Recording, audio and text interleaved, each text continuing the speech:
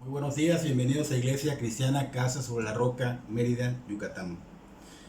Hoy estamos domingo de adoración y aún no nos congregamos, pero estamos deseosos de escuchar la palabra de Dios, queremos deleitarnos en ella y ya pronto, primero Dios, queremos estar reunidos, congregándonos, juntos, alabando, unánimes, adorando al Señor. Estamos viendo la primera carta de Pedro, capítulo 3. Nos quedamos en el versículo 20. Vamos a ver el versículo 21 y 22. El tema de hoy se llama la salvación de Noé como una imagen del bautizo. Vamos a hacer un repaso de lo que vimos la semana pasada para que podamos comprender esta cita, porque va conectada con la anterior.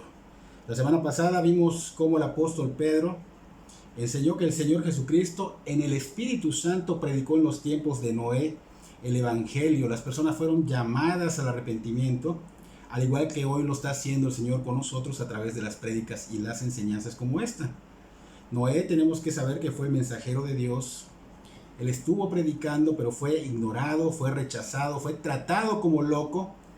Y no estaban rechazando a Noé, sino que estaban rechazando a Dios. Por eso fue que ellos perecieron en un diluvio, todos murieron a excepción de 8 personas. Solo Noé y su familia. Y al igual que hoy, se le ha predicado a grandes masas, y como en los tiempos de Noé, que vino juicio sobre los que le ignoraron y rechazaron el mensaje de Cristo, así será sobre los que hoy día siguen rechazando, siguen ignorando el Evangelio de Cristo. Esto pues tenemos que entender que no es un movimiento a seguir. Este mensaje que Cristo nos ha dado para seguir predicando es de vida o muerte. Así que no creamos que hay otras opciones para que podamos ser salvos. No creamos que hay otras opciones para poder librarnos del juicio venidero, porque esto es algo grave y debe tomarse con seriedad y de manera radical. Es importante saber que la palabra de Dios nos da una perspectiva muy clara. O estás con Cristo para salvación, o estás sin Cristo para juicio eterno. Así que esta cita que vamos a ver, de hecho esta cita que vimos la semana pasada, dijimos que estaba en el contexto de la persecución, al igual que la que vamos a ver hoy. Es importante recordar que el apóstol Pedro pues estaba de alguna manera animando a la iglesia que estaba siendo perseguida en Asia Menor. Recuerden que era esa área que ahorita es Turquía, esas 4 iglesias. Y ellos estaban siendo asolados, estaban recibiendo mucha persecución, mucha maldad. Entonces Pedro los estaba de alguna manera animando a que se mantuvieran firmes para que no claudicaran, para que siguieran adelante aún en medio de las tribulaciones. Y es importante hacer notar que en esos tiempos de Noé predicaba un mensaje sobre el arrepentimiento. No predicaba un mensaje sobre la búsqueda de la felicidad, no predicaba un mensaje sobre la búsqueda de la prosperidad o sobre los milagros. Vemos que Noé predicaba un mensaje de arrepentimiento, o sea, sobre la justicia de Dios, porque Noé mencionaba que venía un juicio, venía un diluvio, y por eso estaba él haciendo el arca. Y ese tipo de predicación es la misma que Dios ha dispuesto para nosotros hoy día. No ha cambiado en absoluto, la palabra no cambia, es inmutable. Entonces la justicia de Dios es importante que sea predicada en cada congregación. En ella podemos ver la condenación eterna del ser humano, podemos ver el juicio venidero del cual quiere librarnos Dios. Y es verdad que hay mensajes en la Biblia que hablan de paz, de amor. Sabemos que son parte del Evangelio, pero se debe presentar el mensaje completo de la justicia de Dios. Predicar todo el consejo de Dios, predicar la necesidad de arrepentirnos es primordial. De hecho, si podemos recordar a Juan el Bautista predicaba el arrepentimiento para huir del juicio venidero. Y esta cita que vamos a ver hoy, esta cita de Pedro, pues conecta con esa del arca, representando al Señor Jesucristo como el Salvador del juicio venidero. Viene un día en que vamos a ser llamados a su presencia. Viene un día en que habrá un juicio, nadie puede escapar de esto. Y tenemos que recordar que si Cristo no es nuestro abogado, si Cristo no está defendiendo nuestro caso, vamos a estar sentenciados a un lago de fuego.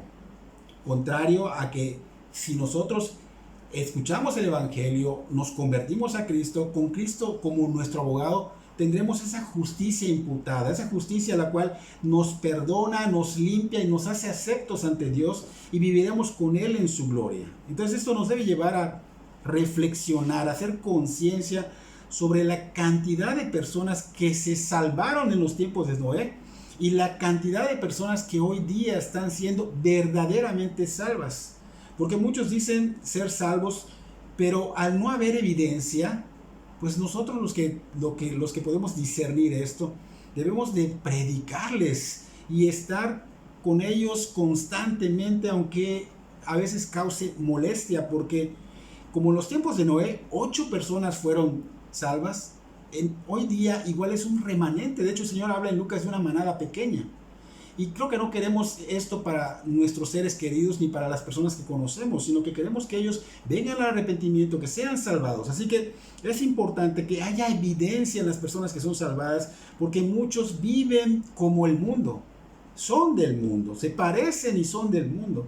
Entonces debemos hacer conciencia y enfocarnos en nuestra salvación, como decía Pablo, con temor y temblor. No es que nosotros busquemos ser salvos, sino que ya somos salvos, y al ocuparnos que puedan ver en nosotros que somos salvados por la gracia redentora de Cristo Jesús. Así que hoy veremos al apóstol Pedro dar continuidad en el mismo contexto de la persecución, enfocado en la salvación de Noé como una imagen del bautismo. Si me puedes acompañar a la primera carta de Pedro, capítulo 3, versículo 21.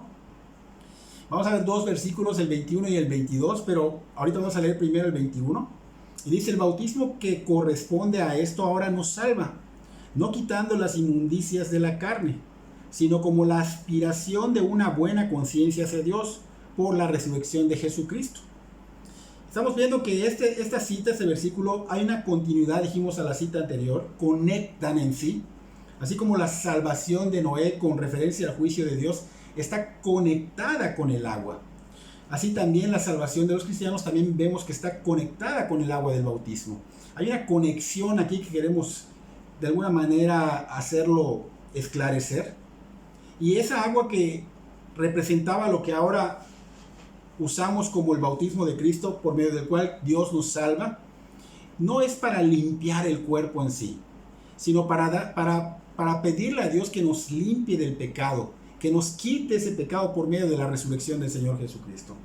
Aquí el apóstol Pedro sigue continuando con esos argumentos, sigue dando esas razones para que la iglesia pueda permanecer firme, para que la iglesia no claudique. Recuerden esa iglesia de Asia Menor que estaba siendo asolada. Por eso enseña Pedro acá que Dios trajo juicio sobre los que no abrazaron la gracia de Dios en los tiempos de Noé. Pero vemos que Pedro aquí resalta que Noé sí la abrazó. Noé realmente abrazó la gracia de Dios. Noé halló gracia delante de Dios. Y dice nuestra cita que fue salvado. Pero no fue salvado por obras, sino por la fe en el Señor Jesucristo. En cambio los demás, ¿qué hicieron? Los demás no hicieron caso a Noé. Lo tomaron por loco, lo rechazaron la gracia de Dios y ellos fueron juzgados. Dios, es importante saber que entre su naturaleza, entre sus atributos, Dios es un justo juez. Y Dios juzga. Y va a juzgar a la humanidad porque somos pecadores por naturaleza. Somos malos, aunque moralmente seamos buenos. Hemos hablado de esto en las prédicas anteriores y hemos escuchado que nuestras obras buenas ante el ser humano, pues se hacen como excelentes. Pero ante Dios nos dice que como tenemos ese pecado en el ADN, tenemos esa naturaleza caída, son trapos de inmundicia. Entonces, aún seamos buenos acá en la tierra, somos impíos sin Cristo. Somos impíos con corazones perversos. Y esta maldad de hoy día, no está muy lejos de la maldad que hubo en los tiempos de Noé. Por ejemplo, entre las personas de esa época, había personas que se casaban, dice que se daban en casamiento, que bebían, que comían, que convivían, que hacían moralmente cosas buenas. Pero al no tener la justicia del Señor Jesucristo en ellos, es por eso que se hacen inaceptables y desagradables ante Dios.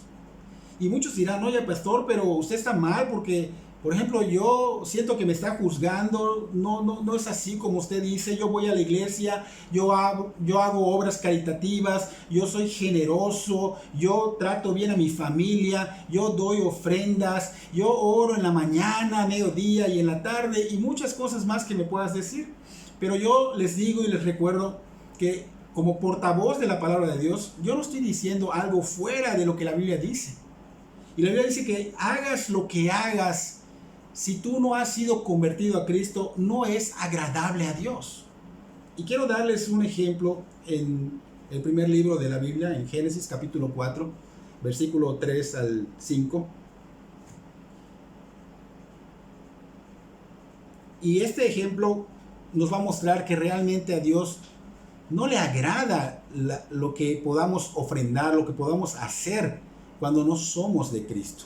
Dice Génesis 4, versículo 3, y aconteció andando el tiempo que Caín trajo del fruto de la tierra una ofrenda a Jehová. Y Abel trajo también de los primogénitos de sus ovejas, de lo más gordo de ellas. Y miró Jehová con agrado a Abel y a su ofrenda, pero no miró con agrado a Caín y a la ofrenda suya. Y quiero que nos fijemos bien en esta cita. Cuando Caín presenta su ofrenda, aunque fue buena, no le agradó a Dios. Y tampoco le agradó bien Caín. Dice acá el texto, no miró con agrado a Caín y a la ofrenda suya. ¿Por qué? Porque Caín no era justo. Porque Caín no tenía la justicia de Cristo. Por lo tanto, no tenía comunión con Dios. Él estaba en contra de Dios. Él estaba en guerra con Dios. En cambio, Abel dice que por la fe presentó a Dios una ofrenda que era aceptable. No como la de Caín. La ofrenda de Abel está demostrando que era un hombre justo, que tenía la justicia de Cristo. Y Dios aprobó sus ofrendas, se agradó de Abel. El texto lo dice, miró Jehová con agrado a Abel y a su ofrenda. Y aunque Abel ya murió, y eso pasó hace muchos años, aún nos habla por medio de su ejemplo de la fe.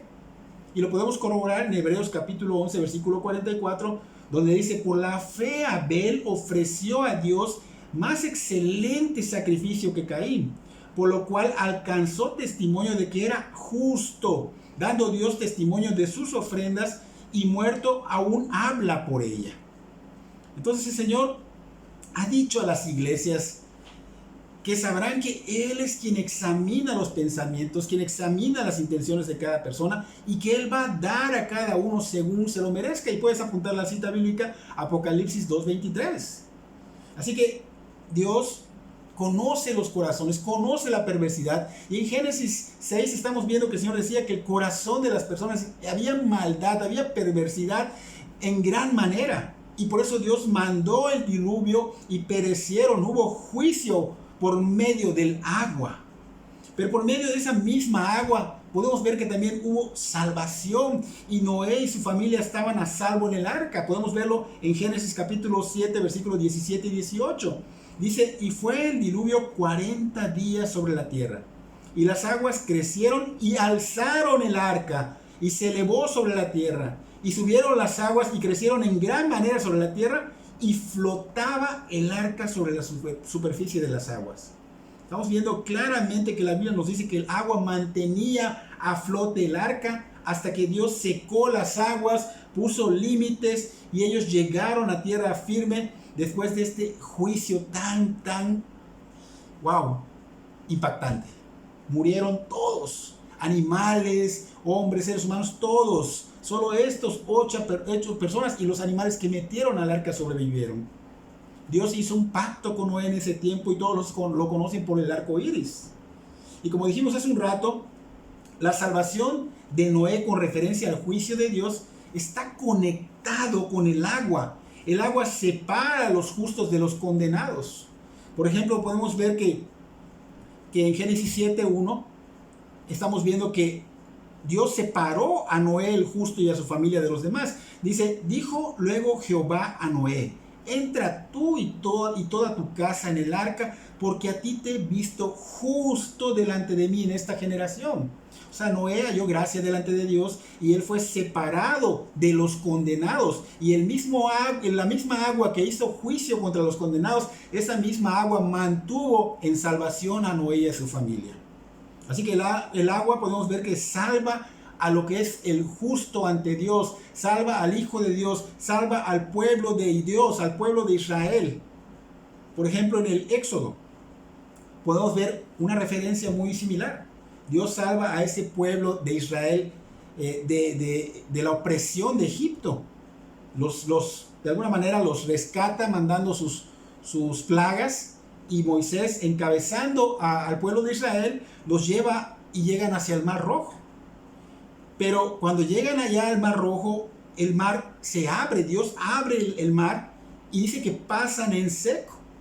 El agua salvó, estamos viendo que el agua salvó al pueblo de Israel.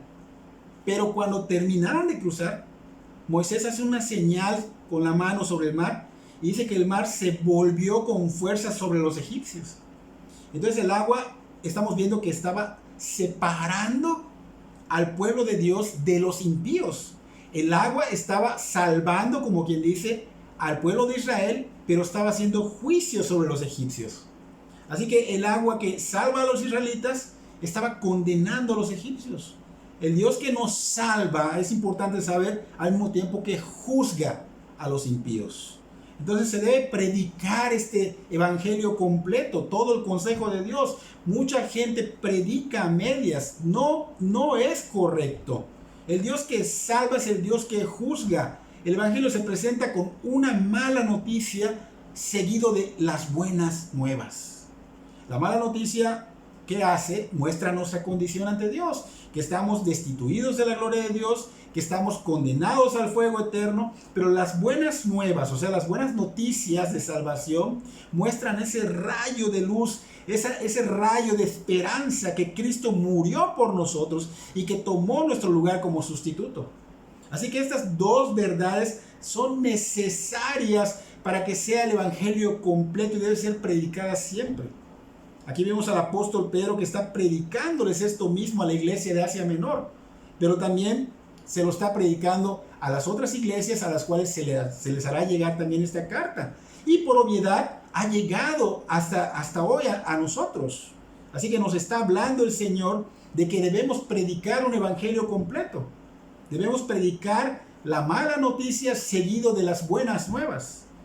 Es importante ver que siempre va a haber oposición del enemigo. Pero Pedro aquí, la iglesia estaba siendo perseguida y Pedro le está diciendo a la iglesia, no se preocupen de esa oposición. Preocúpense y ocúpense de vivir para el Señor, pase lo que pase. ¿Por qué? Porque estamos viendo a través del ejemplo de Noé que el Señor se va a encargar de la oposición en su tiempo y lo acabamos de ver. Es también para nosotros. Es Dios quien salva a su pueblo.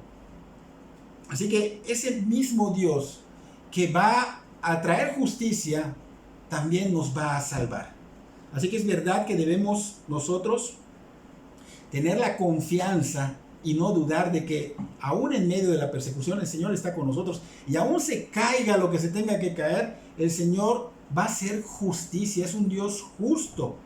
Entonces, ¿qué debemos hacer nosotros? Seguir predicando el evangelio aún a nuestros enemigos, porque eso es lo que es amar a los enemigos, orar por ellos, compartirles el evangelio. Pero si ellos no quieren escuchar, si ellos se oponen y se ponen en contra de Dios, pues Dios los amó.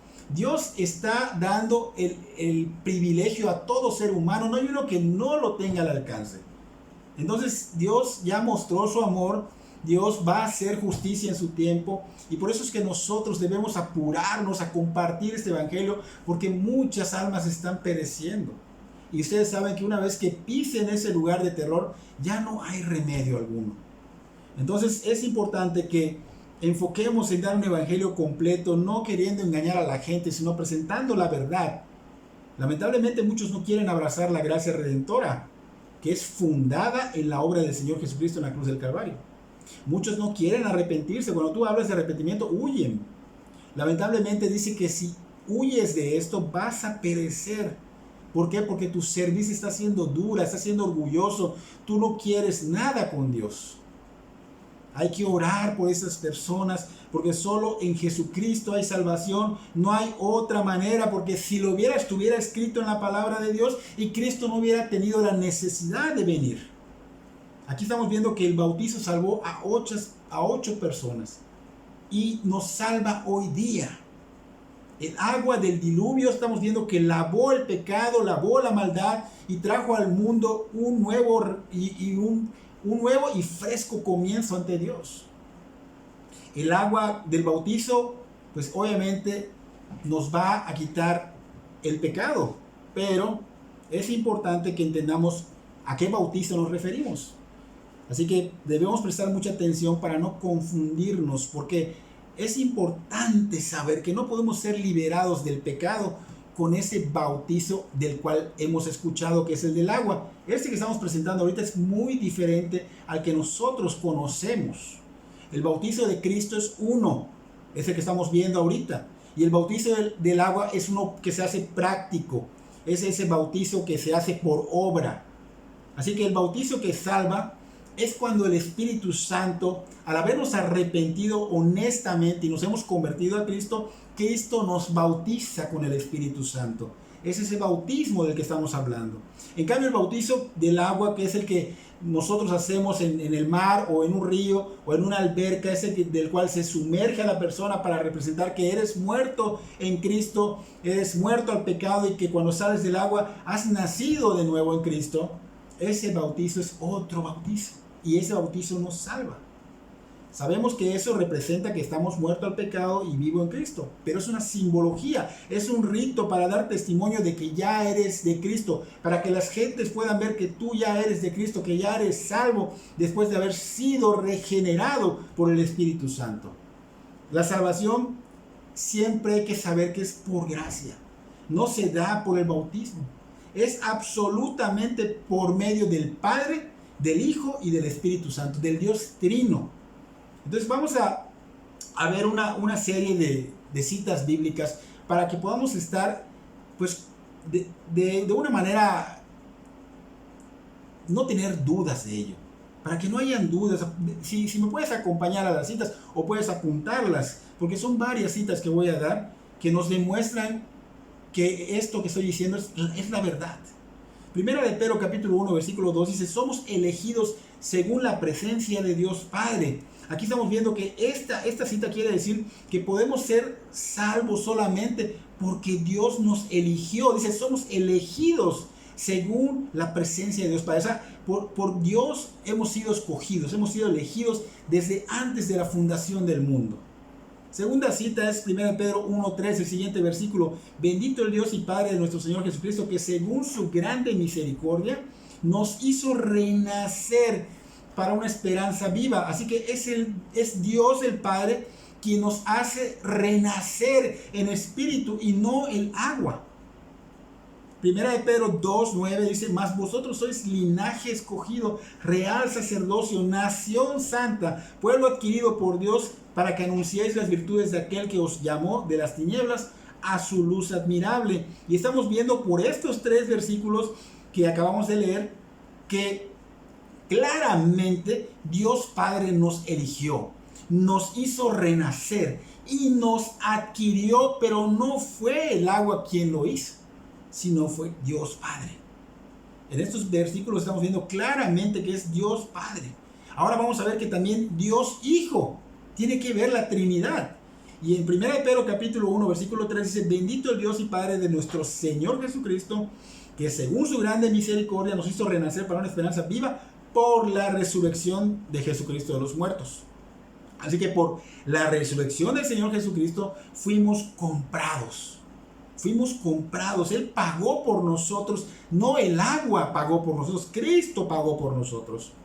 Primera de Pedro 1, 18 y 19. Sabiendo que fuisteis rescatados de vuestra vana manera de vivir, la cual recibisteis de vuestros padres, no con cosas corruptibles como oro o plata, sino con la sangre preciosa de Cristo, como de un cordero sin mancha y sin contaminación. Así que por el derramamiento de la sangre preciosa del Señor Jesucristo fuimos rescatados. Él nos salva, no el agua.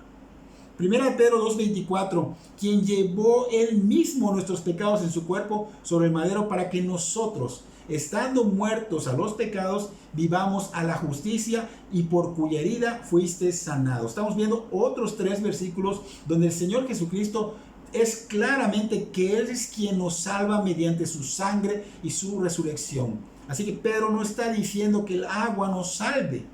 Ahora vamos a ver que también por medio del Espíritu Santo, primera de Pedro 1:2, elegidos según la presencia de Dios Padre en santificación del Espíritu. Así que el Espíritu Santo es quien nos regenera, nos hace nacer de nuevo, no el agua. Primera de Pedro 1:22, habiendo purificado vuestras almas por la obediencia a la verdad mediante el Espíritu. Así que está diciendo acá que el Espíritu Santo purifica nuestras almas, no el agua, no el agua.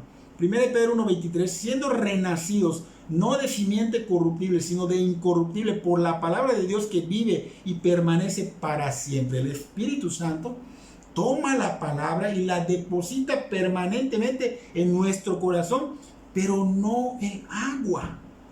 No el agua lo hace, es el Espíritu Santo que nos salva, es Dios, la Trinidad. Dios Padre, Dios el Hijo, Dios el Espíritu son los que salvan, pero no somos salvados por el agua ni por el bautismo, sino por este Dios trino. Pedro, en el libro de Hechos, da varias enseñanzas sobre la salvación. Podemos ver una de ellas para no hacerlo tan extenso. Hechos 10:44 al 46, está Cornelio. Cornelio tiene una visión. Dios le dice, busca a Pedro para que te dé el evangelio. Es ido a buscar Pedro. Pedro va a casa de Cornelio y Pedro estaba empezando a dar el evangelio. Y dice en el versículo 44, mientras aún hablaba Pedro esas palabras, el Espíritu Santo cayó sobre todos los que oían el evangelio, el discurso. Y en el versículo 45 dice, y los fieles de la circuncisión que habían venido con Pedro, o sea, los que estaban de testigos allá, dice, se quedaron atónitos de que también sobre los gentiles derramase el don del Espíritu Santo, porque los oían hablar en lenguas y magnificaban a Dios. O sea que al predicarles el evangelio de Cristo, el Espíritu Santo cayó sobre ellos, fue derramado sobre ellos, y ellos ya aquí son salvos. Y si continuamos con el siguiente versículo, dice, entonces respondió Pedro, ¿puede acaso algo impedir el agua para que no sean bautizados estos que han recibido el Espíritu Santo también como nosotros? Y mandó a bautizarles en el nombre del Señor. Entonces les rogaron que se quedase por ellos. O sea, ya habían sido regenerados. Acá lo dice claramente. ¿Pueden acaso alguno impedir el agua para que no sean bautizados estos que han recibido al Espíritu Santo? O sea, ya han sido regenerados por el Espíritu Santo. Así que ya siendo regenerados, ya siendo salvos, pues vemos que el bautismo es un mandamiento, es algo simbólico, es un mandato de Dios para hacer ya después de haber nacido de nuevo en espíritu. Así que en la Biblia se mencionan estas 2 clases de bautismo. Uno, al haber tenido ese arrepentimiento verdadero y que te has rendido tu vida a Cristo, y el otro que es simbólico para dar testimonio. No debemos confundir que podemos ser salvos al ser bautizado con agua. Muchas personas están confundidas y me han dicho que ellos quieren bautizarse para ser salvos. No es lo correcto, es una doctrina totalmente errada que se está metiendo sutilmente en las congregaciones y la llaman la regeneración bautismal. Así que el bautismo el bautismo realmente es una obra humana. Nosotros no somos salvos por obras, somos salvos por la gracia de Dios. Si creemos que este bautismo nos salva, nos regenera, estamos haciendo a un lado la fe en la sola gracia. Estamos haciendo a un lado a Cristo. Estamos creyendo que por este acto simbólico podemos ser salvos y no por Cristo. Entonces, hacemos a Cristo a un lado, rechazamos la gracia redentora del Señor Jesucristo si nosotros tomamos el bautismo como la regeneración. Así que es importante recordar que Pedro les estaba diciendo, arrepentíos a unos que estaban totalmente confrontados con la palabra, arrepentíos y bautícense. Y estas 2 palabras las juntan, las unen, y aquí vemos que hay una I que separa totalmente estos dos términos. Primero dice arrepentíos, o sea, arrepentimiento. la regeneración, el rendirse, y después de que ya eres regenerado por el Espíritu Santo, entonces dice Pedro, bautícense. Pero ese bautizo viene porque ya eres salvo. Entonces, aquí es importante que la regeneración del Espíritu Santo es antes del bautizo. El bautizo viene después, es como una evidencia que tú vas a dar por ya ser salvo. El patrón está claro. Escuchas el Evangelio, crees por convicción que viene del Espíritu Santo, y después de que ya eres regenerado por el Espíritu Santo, viene el bautizo, eres bautizado. Entonces nadie es salvo por ser solamente bautizado. Así que si tú fuiste bautizado de niño o sin tener la fe, la convicción, sin haberte rendido al Señor Jesucristo, no eres salvo, no eres salvo. Eres un impío sumergido, un impío mojado. No cambia, sigue siendo un impío, solo que estás mojado. Entonces el bautismo se hace después de haber sido convertido a Cristo. Y podemos dar un ejemplo para poder comprenderlo mejor. El anillo que se ponen los esposos, esos anillos que se ponen los esposos representan el matrimonio. Pero el anillo no es el matrimonio en sí. Porque si llegara a perderse ese anillo, no quiere decir que por eso ya no eres casado y eres soltero o soltera. Porque el anillo solo simboliza para dar testimonio, para que vean que eres casado o casada. Otro ejemplo que te voy a dar es de la India. En la India se acostumbra que si tienes un punto en la frente, muestra que eres casada. Las mujeres lo ponen. Pero si no lo tienen y son casadas, no quiere decir que no lo sea. Porque qué tal si ella se baña y se le quita la manchita de pintura en la frente, entonces significa que ya no es casada. Claro que no. Así con el bautizo. No es más que una simbología, es un testimonio solamente.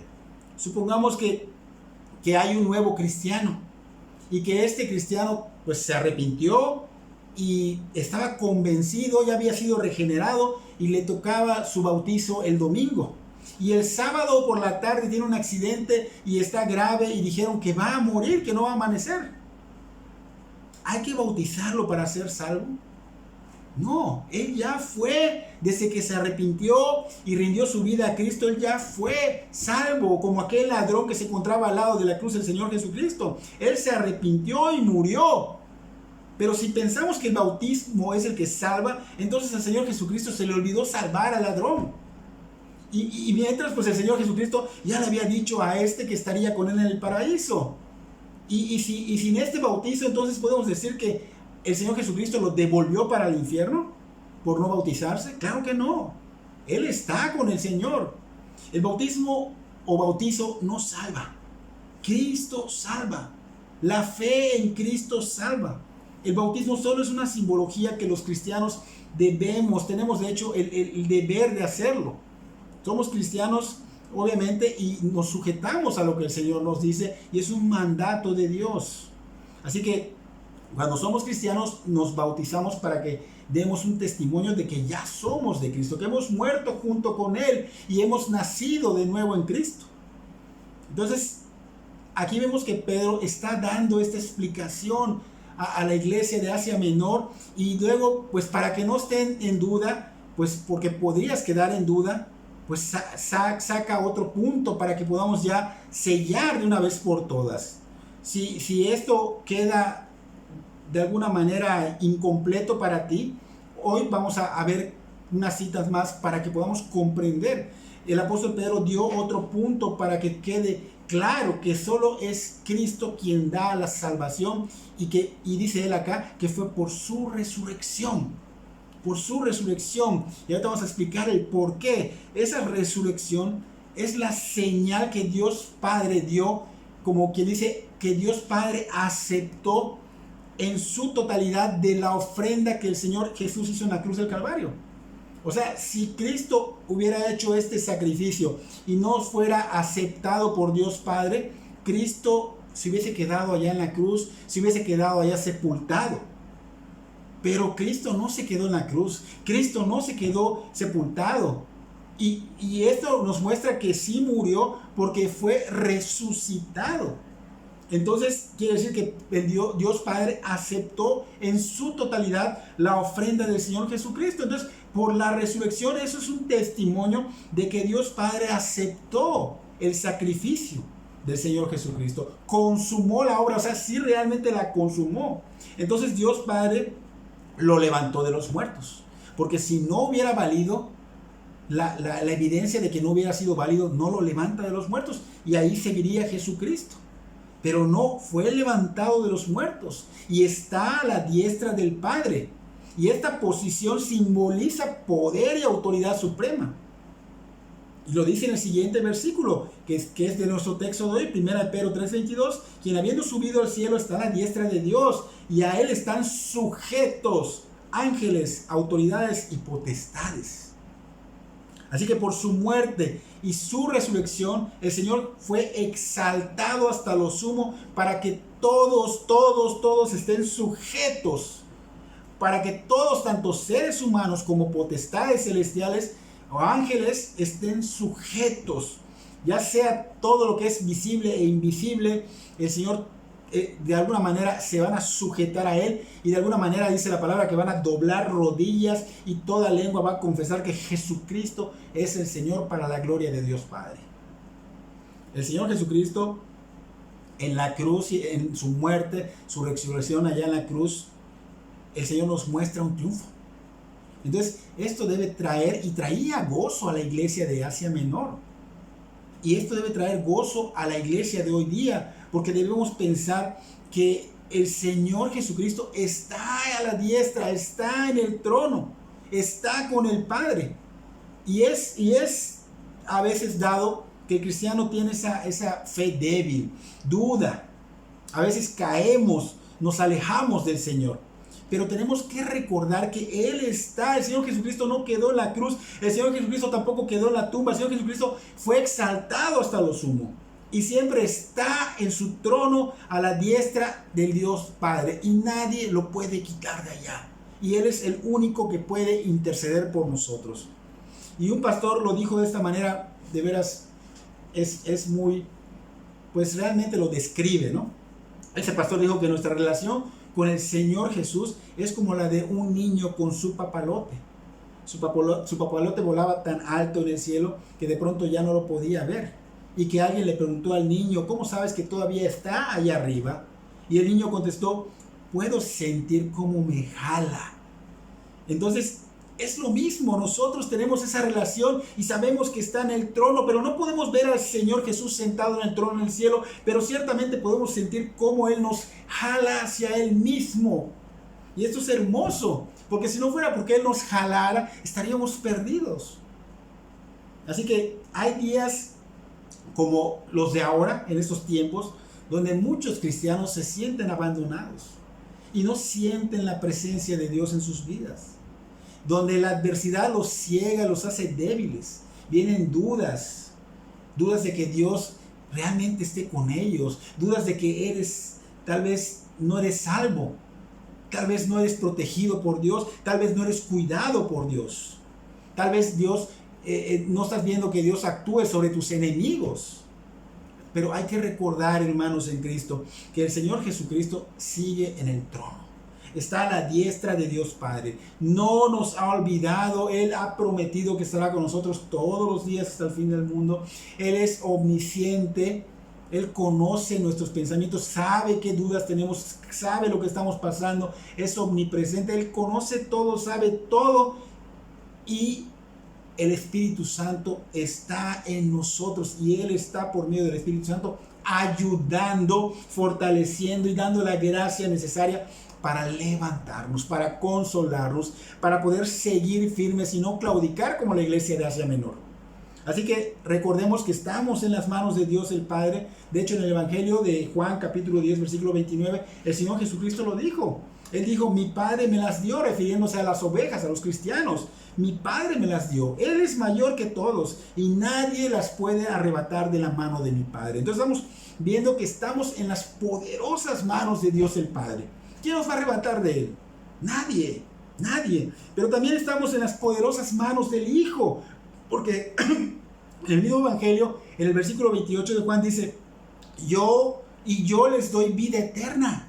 Cristo dice, y yo les doy vida eterna. Y no perecerán jamás, ni nadie las arrebatará de mi mano. Estamos en las manos del Padre, estamos en las manos del Hijo, y Él es quien nos da vida eterna. Dice que no pereceremos jamás. Esto no quiere decir que va a ser ausencia de problemas. Esto quiere decir que si nosotros morimos, si nosotros somos perseguidos, asolados, vamos a estar con Él y Él va a hacer un juicio. Lo estamos viendo en toda la carta, en todo este texto. Pero no queda ahí. Para sellar está dentro de nosotros el Espíritu Santo. Primera de Juan capítulo 4 versículo 4. Hijitos, vosotros sois de Dios y los habéis vencido, porque mayor es el que está en vosotros que el que está en el mundo. O sea, podemos ver la grande bendición, lo bienaventurado que somos, los afortunados que somos. La iglesia en ese tiempo estaba siendo perseguida, estaba siendo asolada. Pedro les estaba recordando quién es Dios. Dios es un Dios justo, que hace juicio. Es Dios de amor, pero hace juicio. Y estaba recordándole Pedro sus atributos. No solo es un Dios justo, no solo es un Dios de amor, es un Dios omnipotente. Y Él va a hacer un juicio a las naciones. Y Él va, de alguna manera, proteger a sus hijos. Aquí Él va a hacer comprender a toda su iglesia de que si alguien se atreve a levantar la mano sobre nosotros, vuelvo a repetir, no quiere decir que no vamos a tener persecución, pero que si alguien se atreve a hacerlo, va a recibir justicia, porque es un Dios justo y les espera un terrible fin. Y esto, vuelvo a repetir, habrá persecución para la iglesia, lo había en ese tiempo, lo hay hoy presente y lo habrá en el futuro, porque esto es algo que Dios de alguna manera prometió, no porque Él quisiera que pasara, sino porque el mundo y el reino de las tinieblas está en oposición del reino de Cristo. Entonces siempre va a haber esta persecución. Pero Pedro, ¿qué estaba haciendo? Estaba animando a que vean cómo acabaron los injustos, cómo fueron de alguna manera condenados y perecieron. Esos que asolaron a Noé, esos que asolaron al pueblo de Israel, esos que nos asolan a nosotros, recibirán juicio, recibirán lo que están sembrando. Así que hay que orar por ellos, porque no decíamos eso, entre ellos tenemos seres queridos, entre ellos tenemos conocidos, entre ellos tenemos amigos, y no queremos que esto le pase a alguien. Es algo tan fuerte, porque es por los siglos de los siglos.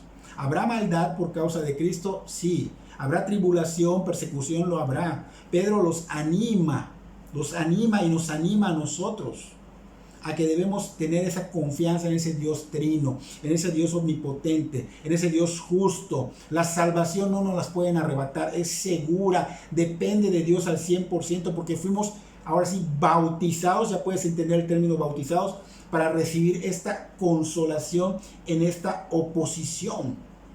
El bautismo al que Pedro se refería, y debemos comprender, es que Cristo salva. Y para terminar, Spurgeon decía: como Jesús ha subido al cielo, su iglesia está a salvo. Que no tiemble su iglesia, que no piense en poner fuera la mano de la incredulidad para estabilizar el arca del Señor.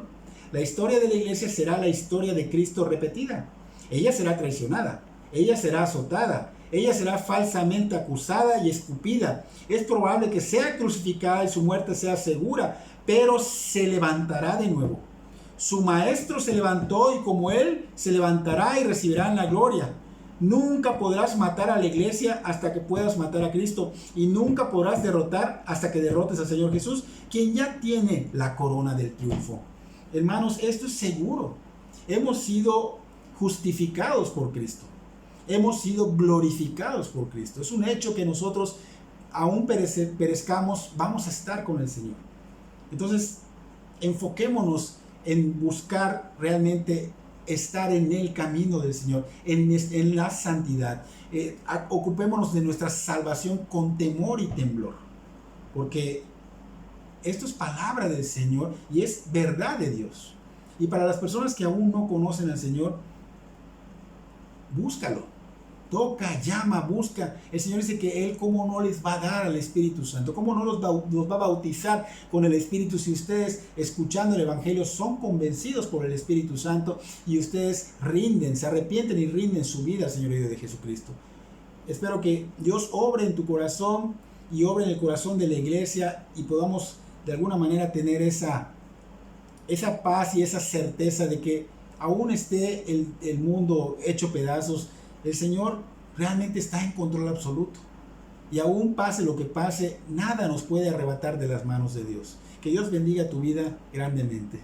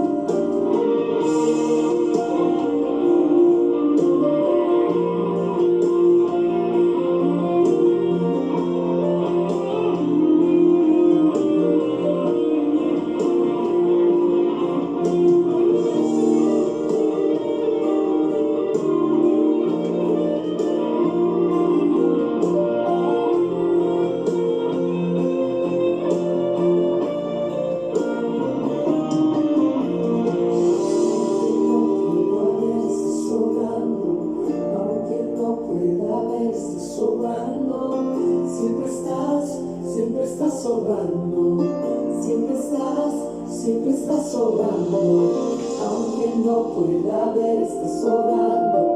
Aunque no pueda ver, estás sobrando. Siempre estás sobrando.